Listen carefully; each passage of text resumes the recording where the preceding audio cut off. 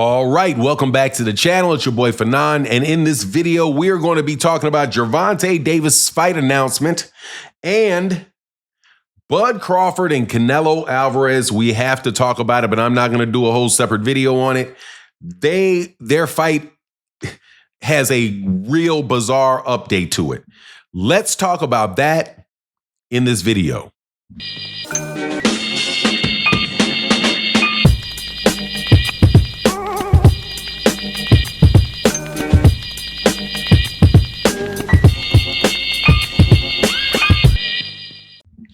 All right, welcome back to the channel. It's your boy Fanon. In this video, we're going to be talking about the 135-pound division, but we're also going to be in the 168-pound division because I have to talk about two things in this video.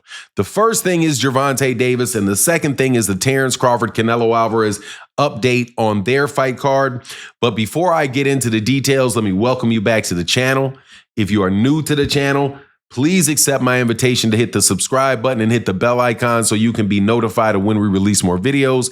And if you're a longtime subscriber and supporter, thank you guys. And thank you to everybody that supports and the super thanks of videos like this. But let's get right into this, because the first thing is that my understanding is that the Gervonta Davis and Lamont Roach situation, the fight and all of that stuff is done, that they're undercard, that they have almost completed their undercard. And my understanding is, I hope this is right. Now, this I cannot co-sign on, however, is that Gary Antoine Russell is targeted to be on the undercard for Gervonta Davis. So that fight card where there had been rumors that you didn't know when the date was going to be, my understanding is that it is going to be August 16th and that they do have a very, very, very solid fight card coming up for that fight card. So that to me is very good news. I can't wait till they finally announce it so that all of the publicity and all of that stuff can start going and we can have a fun time talking about that fight. Now, there's another fight though, which is supposed to be the biggest fight of the year, the fight of the century, or whatever they're going to call the Terrence Crawford Canelo Alvarez fight. There's an update with that one, and that one is much, much, much more bizarre. Oscar De La Hoya did a Clapback Thursday. If you don't watch Clapback Thursday by Oscar De La Hoya, you absolutely have to watch Clapback Thursdays by Oscar De La Hoya. He hadn't done it in a while because he said, look, man, there's not a lot of news going on in boxing. There's nothing really to clap back on because the boxing media is bought and paid for by by certain people. He's talking about Turkey al-Sheikh by certain people.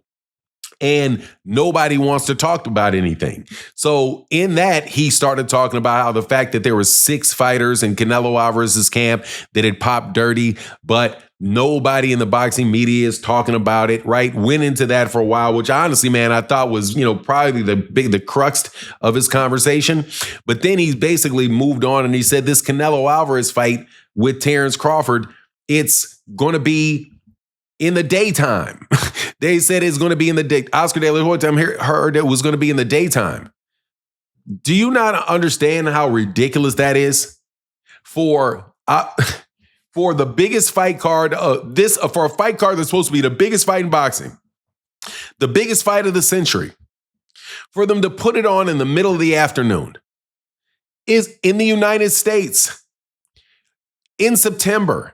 Now, I know enough about sports in the United States to tell you that in September, you're messing around with college. You're messing around with college sports on Saturday afternoon. Whether it's college football is going on in September, I do believe that it is, though. College football is going on in September or whatever has. In the United States of America, people are not conditioned to sit down and watch a big major boxing event in the middle of the afternoon. They are out doing things with their family, going different places. It's just not going to work. So for them to put that in the middle of the afternoon, again, is what I've been telling you. Turkey al-Sheikh is either immensely incompetent or he's trying to tank boxing or both, because there's absolutely no justification for that. they're going to put the fight on in the middle of the afternoon on Saturday afternoon. Now, this is not the first bit of weirdness that have been coming around about that card. Also, they still don't have a venue known for that particular fight, because they say they have it listed at Allegiant Stadium on September 13th. But if it's going to be in the afternoon in September 13th, how can it be in Allegiant Stadium? Because UNLV is playing a football game in that stadium.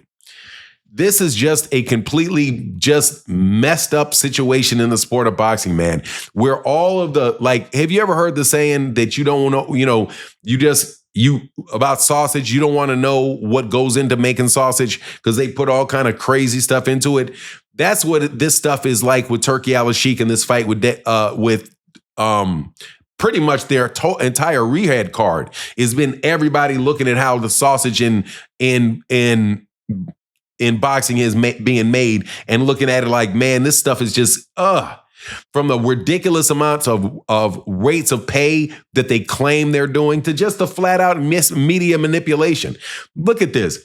We don't know any real facts about that fight. It's almost like they're intentionally hiding the facts of the fight to the last minute. You have people saying that Terrence Crawford was going to make $100 million for this fight, and Canelo Alvarez is going to make $200 million for the fight. But then you have Terrence Crawford come out saying that he's only making 10.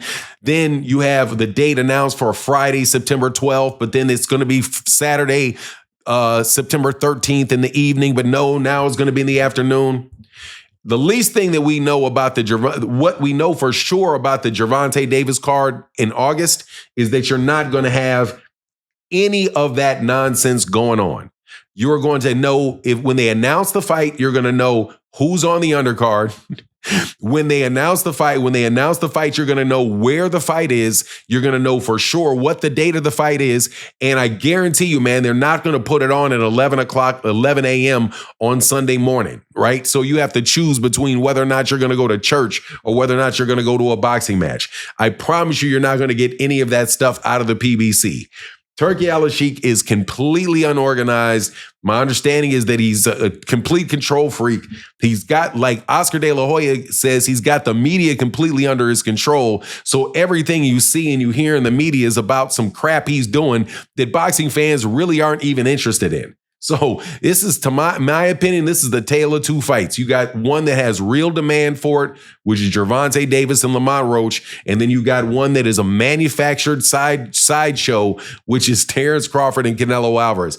Now, maybe we can be lucky enough that the fight actually turns into a good fight. However, I seriously doubt that. I think what you're going to get is another version of Canelo versus Jermell, or Devin Haney versus Jose Ramirez. Run. That's what I think you're going to see as soon as Terrence Crawford gets hit. That's what Oscar De La Hoya said as well, because he's like, he went life or death with Esmer Madmarov. What's he going to do with Canelo? Anyway, that's my take on the matter. Please let me know what you think in the comment section. And with that, I'm out. Deuces.